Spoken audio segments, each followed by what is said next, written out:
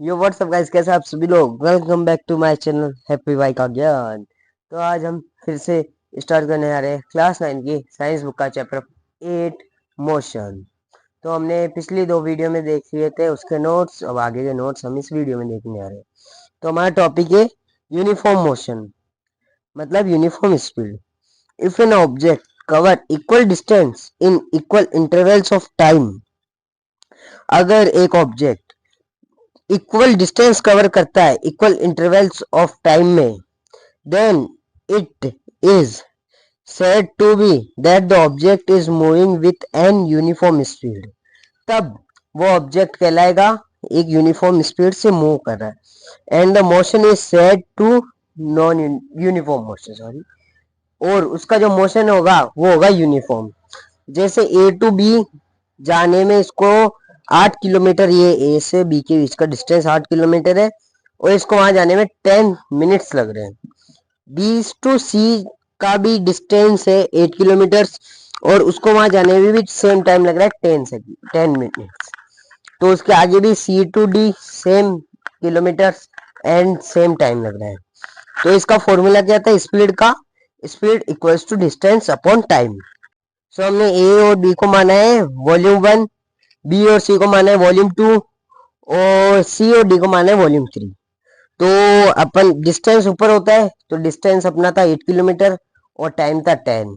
तो हमने सब में वैल्यू पुट कर दी है। ये कट डाउन आके 4/5 किलोमीटर पर मिनट की स्पीड से गाड़ी चल रही है, मतलब 4/5 किलोमीटर पर मिनट की। अब हमें इसको है ना सेकंड में भी करना पड़ेगा, क्योंकि ऐसा यूनिट ऑफ टाइम है सेकंड होती है। तो अगर हम इसको सेकंड में करेंगे तो हम इसको मल्टीप्लाई बाय 60 कर देंगे तो ये सेकंड्स में आ जाएगा। तीनों की वैल्यू सेम है, मतलब ये एक यूनिफॉर्म मोशन है। Please note that if uniform motion object moves with a constant speed, जो यूनिफॉर्म मोशन होता है ना उसके अंदर ऑब्जेक्ट कांस्टेंट स्पीड से मूव करता है। समझ गए? अब देखते हैं हम non uniform motion. Non uniform speed ये उल्टा है। पहले यूनिफॉर्म मोशंस में equal distance in equal intervals of time था, या unequal distance in unequal distance in equal times of interval है। Then it is said to be that the body is moving with non-uniform speed, and the motion is said to be non-uniform motion. तो वो motion non uniform motion कहलाएगा। और non uniform motion का example है ए और B के बीच में 6 kilometre का डिस्टेंस है, 6 किलोमीटर दूर है ए और बी। ए को बी के पास जाने में 10 मिनट्स लगते हैं, और बी और 6 के बीच का डिस्टेंस है 10 किलोमीटर, पर बी को सी के पास जाने में 10 मिनट्स लगते हैं। क्यों? क्योंकि ये क्या पता यहाँ रोड खाली हो, बिल्कुल बिल्कुल ट्रैफिक जैम नहीं हो। और सी को डी के पास जाने में 3 किलोमीटर का डिस्टेंस है दोनों के बीच में, और इसको भी जाने में 10 मिनट्स लगते हैं। क्या पता इनके बीच में जाम हो। तो मतलब इनके जो डिस्टेंस है ना वो नॉन यूनिफॉर्मली बताए गए हैं, पर इनका टाइम तो सेम है। तो देखते हैं अब हमें क्या होगा। स्पीड का फॉर्मूला आता है डिस्टेंस अपॉन टाइम। तो हमने ए टू बी को v1 मान लिया, बी टू सी को v2 मान लिया, और सी टू डी को v3 मान लिया। तो फर्स्ट का ए टू बी, तो इसका डिस्टेंस है 6 और टाइम है 10।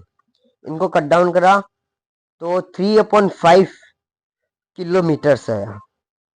सेकंड वाला है बी टू सी का, तो 10 से 10 तो 1 किलोमीटर पर मिनट के हिसाब से उसकी गाड़ी चल रही है।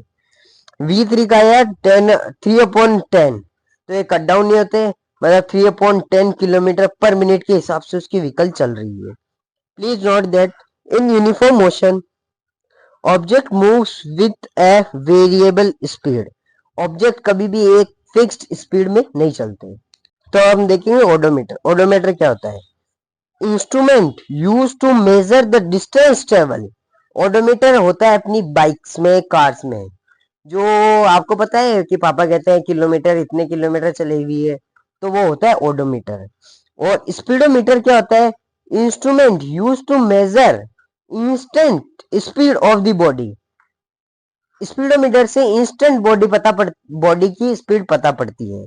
जैसे अपनी गाड़ी में होता है ना वो 20, 40, 80 ऐसे स्पीड्स, तो अपन देखते हैं स्पीड क्या चल रही है, तो वो होता है स्पीडोमीटर। और एवरेज स्पीड क्या होती है?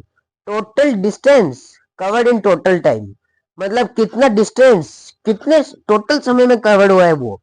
जैसे ए से बी तक जाने में उनको 8 किलोमीटर लगे, 8 किलोमीटर 10 मिनट में। और बी से सी तक थोड़ा सा डिस्टेंस था, हाफ था उसका, 4 किलोमीटर, पर इनको टाइम ज्यादा लगा, क्या पता है यहाँ ट्रैफिक जाम हो। तो एवरेज स्पीड होती है इनकी वो। तो ये उस क्वेश्चन का सॉल्यूशन है। एवरेज वेलोसिटी का क्या फॉर्मूला था? Sorry sorry, total distance upon total time taken.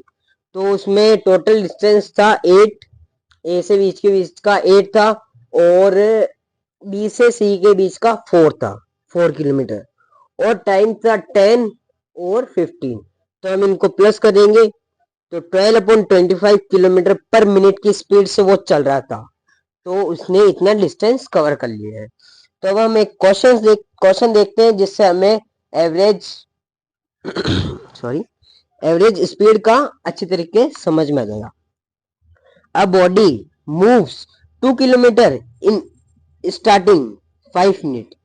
एक कोई भी व्हीकल है जो स्टार्टिंग के 5 मिनट में तो 2 किलोमीटर जाती है, then speed up and move, वो उसकी स्पीड बढ़ जाती है और वो 14 किलोमीटर और 15 मिनट में जाती है, मतलब उसकी स्पीड इंक्रीज होती है। तो अपन को मतलब उसकी स्पीड तो कांस्टेंट है नहीं, तो हम इसकी एवरेज स्पीड निकालेंगे। एवरेज स्पीड का फॉर्मूला होता है total distance upon total time. तो अपन एवरेज स्पीड को अपन वी ए वी ऐसे डिनोट करते हैं। तो पहले 2 था, फिर 14 हो गया, तो 2 और 14 हो गए 16, और फिर 5 और 15 हो गए 20। तो अपन ने इनको लिया तो 10/25, तो हमने इनको कट डाउन करा, नहीं 10/20 कट डाउन करा, तो 4/5 किलोमीटर पर मिनट की स्पीड से वो गाड़ी चल रही थी। तो आप समझ गए ये एवरेज स्पीड का फॉर्मूला है distance upon total time taken, total distance upon total time. तो अब हम देख रहे हैं वेलोसिटी। ये हमारी इस वीडियो का लास्ट टॉपिक होगा, अगले टॉपिक हम बाकी वीडियो में डिस्कस करेंगे। It is defined as displacement per unit time. Velocity displacement पे डिफाइंड होती है, पर यूनिट टाइम में कितनी डिस्प्लेसमेंट है। शॉर्टेस्ट डिस्टेंस, डिस्प्लेसमेंट मतलब शॉर्टेस्ट डिस्टेंस। तो वेलोसिटी का जो फॉर्मूला होता है वो होता है displacement upon time. So v equals to S upon T, है ना। और अपन इनको एरो भी बना सकते हैं। तो डिस्टेंस s मतलब हो गया डिस्टेंस, s के ऊपर अगर एरो हो गया तो वो डिस्प्लेसमेंट, और सिंपल v हो गया तो वो स्पीड, और v के ऊपर एरो हो गया तो वो वेलोसिटी होता है। वेलोसिटी एक वेक्टर क्वांटिटी है, वेलोसिटी वेक्टर क्वांटिटी है, और ऐसा unit of velocity is metre per second. अगर अपन m अपॉन s लिखते हैं तो आपकी यूनिट ये सही होगी।